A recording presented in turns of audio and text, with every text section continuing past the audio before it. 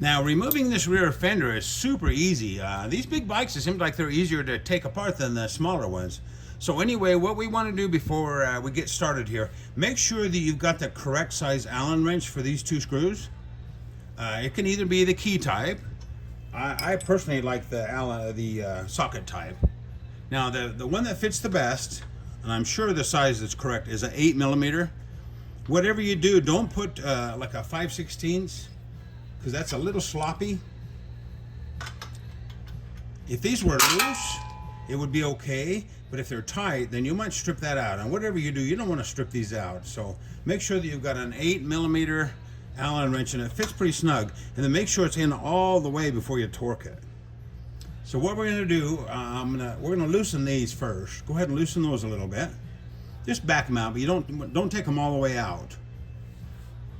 The next step is we want to disconnect this wire. This is the wire that feeds the tail light and all that, and the signal lights.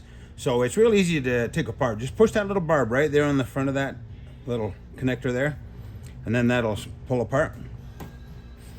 There's the little barb. Just push down on it and it'll come apart. You may want to push that down in there to make sure it doesn't snag that when you pull the fender off. Now go ahead and back these two out also. Don't take them all the way out. Just back them out so this brace will be loose. I noticed on this side they must not have ever been taken apart because they're a little sticky with some Loctite. But don't let that bother you. Just back them out and then we'll continue on. Now the last step to remove the fender is we're going to remove these 4 bolts. These two and the 2 on the other side. I've loosened these. I'm going to take these out first, and you'll see that fender actually moves in there. Now, when you take these out, I noticed on one of them it had a lock nut on the back. So reach under there. If it kind of has a hard time, make sure there's not a lock nut on the back side there. So take all those screws out.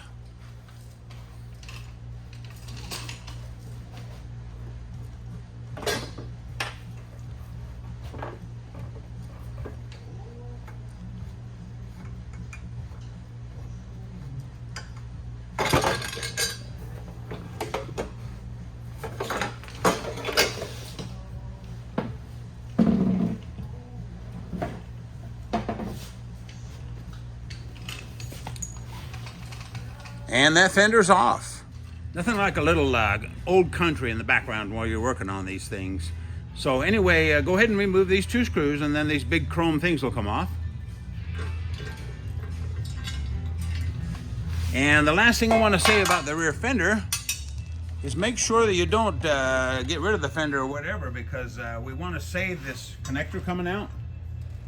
We'll need this connector when we do the wiring. So whatever you do, don't sell that fender to your neighbor.